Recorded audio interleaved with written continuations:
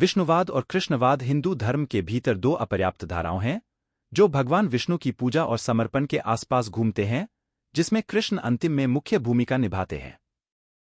ये परंपराएं दशों करोड़ों अनुयायियों को सदियों से प्रभावित करने वाली धाराओं के रूप में समृद्ध आध्यात्मिक कथाएं, विविध अभ्यास और गहन दार्शनिक दृष्टिकोण प्रदान करती हैं।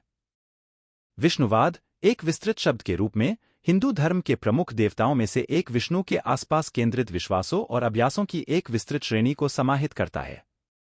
विष्णु को ब्रह्मांड के संरक्षक और रक्षक के रूप में पूजा जाता है, जो ब्रह्मांड की क्रिया और सामान्यता को बनाए रखने का काम करता है।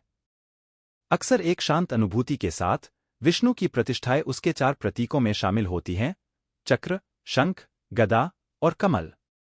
विष्णु के भक्त अलग अलग रीति रिवाजों, प्रार्थनाओं और भक्तिपूर्ण क्रियाओं में भाग लेते हैं ताकि वे अपनी श्रद्धा को व्यक्त कर सकें और समृद्धि, संरक्षण और आध्यात्मिक मुक्ति के लिए उसकी कृपा की खोज करें। विष्णुवाद की छाती के नीचे वैष्णवता एक महत्वपूर्ण धार्मिक और भक्तिगीता परंपरा के रूप में उभरती है। वैष्णवता विष्णु की पूजा को बल देने का प्रमुख धर्म रूप में बचाती है। वैष्णवता के अनुयायी वैष्णव पूजा, रूढ़िवादी पूजा, भजन, भक्तिपूर्ण गायन और जप, दिव्य नामों या मंत्रों की पुनरावृत्ति जैसे अभ्यासों के माध्यम से विष्णु के साथ एक गहरे व्यक्तिगत संबंध को बढ़ाते हैं। वैष्णवता का केंद्रीय धार्मिक अवधारणा भक्ति का अनुभव है, जिसमें भक्त अपना हृदय और मस्तिष्क विष्णु को प्रेम और आत्मसमर्पण के भाव में प्रस्तुत करते हैं। कृष्णवाद विष्णुवाद की एक विशेष उपश्रेणी के रूप में उभरता है, जो प्रमुख रूप से विष्णु के और कृष्ण की पूजा और समर्पण पर केंद्रित है।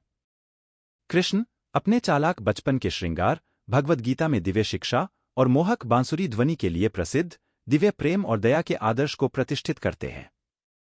कृष्ण के भक्त, कृष्ण भक्त, उसे दिव्य के सर्वोत्तम प्रतीक के रूप में देखते हैं, जो अपने भक्तों को मुक्ति और अनंत आनंद प्रदान करने की क्षमता है।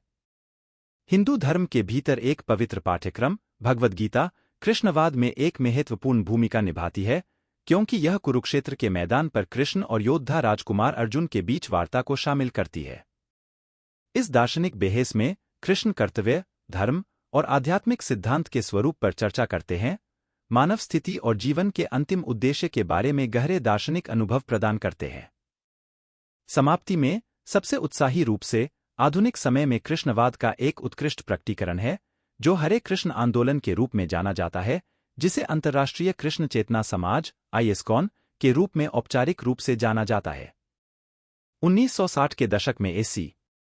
भक्तिवेदांत स्वामी प्रभुपाद द्वारा स्थापित ISKCON कृष्ण भक्ति के प्रचार को संकीर्तन, संगठनात्मक गायन, मूर्ति पूजा और वैदिक ज्ञान के प्रसार के माध्यम से प्रोत्साहित करता है। कृष्णवाद एक समृद्ध विविधता के त्योहारों और धारणाओं की ध्वनि में मनाता है, जिसमें कृष्ण का जन्माष्टमी एक प्रमुख अवसर के रूप में प्रमुख होता है, जिसे उपवास, भक्तिपूर्ण गायन और रंगों के त्योहार से सम्मानित किया जाता है, कृष्ण की जीवन की घटनाओं को दर्शाने वाले थिएट्रिकल प्रदर्शन। अन्य त्योहार जैसे होली, रंगों का त्योहार और राधा अष्टमी, कृष्ण की सहायिका राधा को समर्पित कृष्ण भक्तों के बीच भक्तिपूर्ण उत्साह को और भी बढ़ाते हैं। समापन में, विष्णुवाद और कृष्णवाद हिंदू धर्म के भीतर गहरे आध्यात्मिक परंपराएं को प्रस्तुत करते हैं, जिनमें विष्णु और कृष्ण की पूजा और समर्पण को बल दिया जाता है।